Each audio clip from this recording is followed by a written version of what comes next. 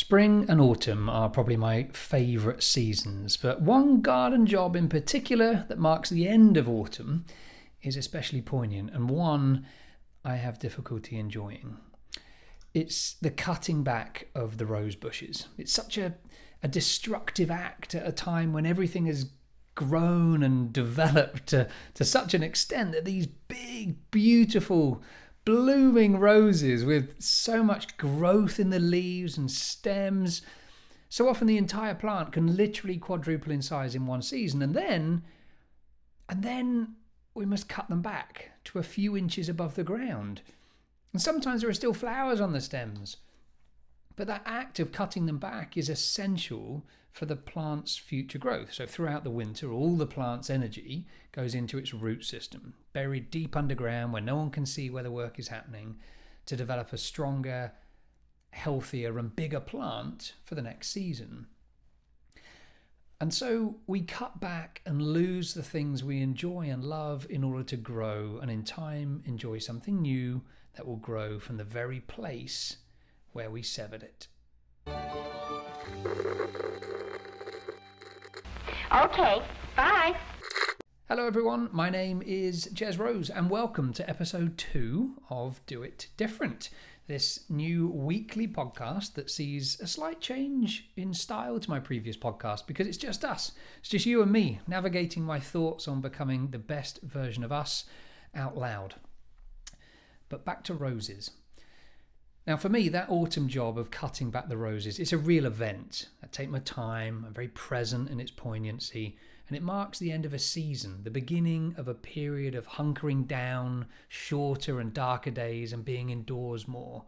It also acts as a poignant reminder of the personal metaphor of change and reminds me of all those painful periods, I suppose, of change in my own life, periods I'm now through, but which the lesson is worth being reminded of. I'm quite nostalgic. But we must change. We are, of course, always changing, but we must also cut away things that we must trust are the right things to lose in order to not only grow, but to grow stronger and healthier, just like those roses. And we fear what we might lose when we change, or when we sever things or people we've been so used to being a part of our life, identity, and even a part of who we are. But from that place of loss, new things grow. It doesn't remain a wound for very long. Much like trimming a rosebush, the severance promotes new growth. However, if we don't change, we never really discover who we really are. Now, I've recently moved from England to America, and while I'm still working all over the world, the move has understandably thrown up lots of challenges and lots of emotions. And when I began packing up the house in England, I went through that phase of purging and cleansing. You know, you discover those drawers stuffed with stuff and hidden things pushed to the back of the cupboards. But this time, the thinning out had to be a little more extreme, a little more radical. Electrical items were pointless in bringing with me because the voltage is different, the plugs are different, and every item I shipped added to the size and weight and in turn cost of that shipment. Now, the main shipment was going to take up to 3 months to reach me, so I had to pack the essentials in a suitcase: 2 knives, 1 pot to cook in, a mug, and within a few weeks of being in the new house, of being here in America, something extraordinary happened. Because I didn't have very much, I only had the essentials, I began to appreciate the notion of you have enough. The Zen master Thich Nhat Hanh said, "You have enough." And I suddenly got it. Because we spend our lives dreaming of tomorrow and how much happier or better they will be when we buy the thing we have our sights on. And we're drawn in by marketing and advertising to buy the thing that will brighten our tomorrow, losing sight all the time that we have enough right now. Now, in living with comparatively next to nothing, frankly, I realised just how liberating it was, as it echoed what was happening in my own mind, letting go of the things I thought were important, learning what really was important, and living without materialism. Then all my things arrived. And as people, the removers, continued to bring the boxes into the house, I became quite overwhelmed. Here was all this stuff I simply didn't need. I have enough. And don't get me wrong, I'm not a hoarder. This was a very small lorry that arrived. I'd already done a ton of thinning out before I left. And I'm a bit over efficient. I'm that person, if you've ever met the type of people that I am, that if I've not used something in a couple of months, I'll sell it, give it away, get rid of it, because I think, well, that's pointless. It's not very efficient being there.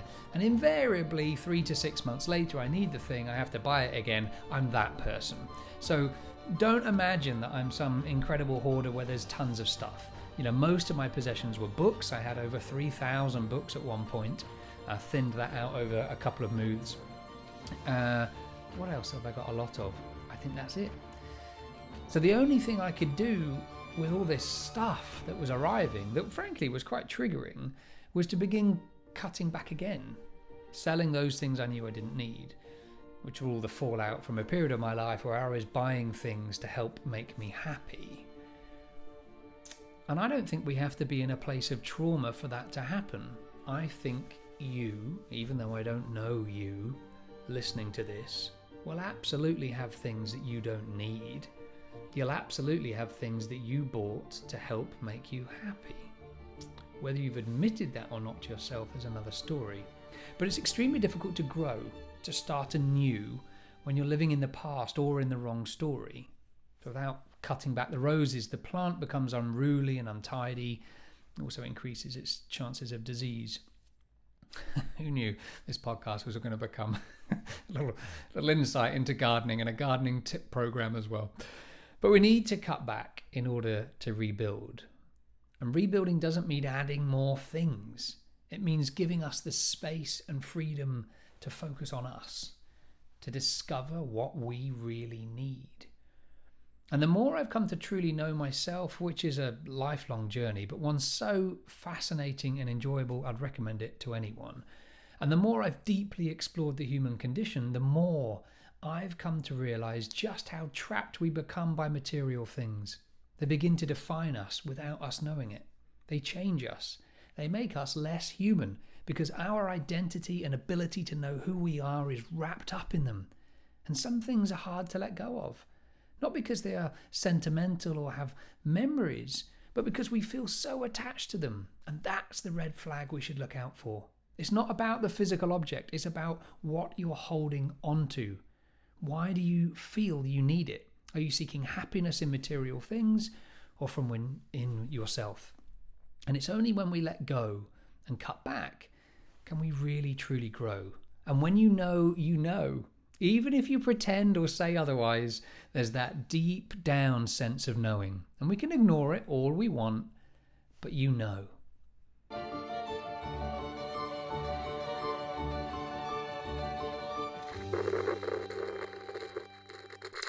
Now, in case you're wondering, I still only have one pot, although I did add 2 saucepans to it, and I still have only 2 cooking knives. I used to have a whole selection of knives, most of which I never used. What a waste. But now, as we head towards fall or autumn, I kind of feel that living in both England and America now, I need to translate frequently. It's going to be time to cut back many plants in our gardens or trim back house plants. And with that is an opportunity to consider what you need to let go of too. I promise you it's not nearly as painful as you think, and getting closer to the best version of yourself is so incredibly liberating. It's not without work though. Now, if you have a question about something you've heard, record your message on your phone using your voice notes app and send it to me on Instagram at @JezRose so I can play it in the next episode and answer your question. Now, before I leave, if you don't already receive my short email sent each Wednesday called A Note from Jez, I send one quote for the week, one thought for the week, one video for the week, and a short inspiration. Head over to thatjezrose.com/note to join 25,000 people worldwide who already get it, and you can sign up for free. And don't forget, while I'm here, to subscribe to this podcast. And most importantly of all, please do leave a review. It all helps other people find the podcast, which is so important for new podcasts like this that tend to get a bit lost. So until next time, that is it for this week. These are nice short episodes until, of course, we get to the point of answering some questions, but I'm really pleased that you joined me. I hope there's something interesting and thoughtful for you to think on, and that in turn gets you a little closer to understanding who the best version of you is. Until next time, I'll see you soon.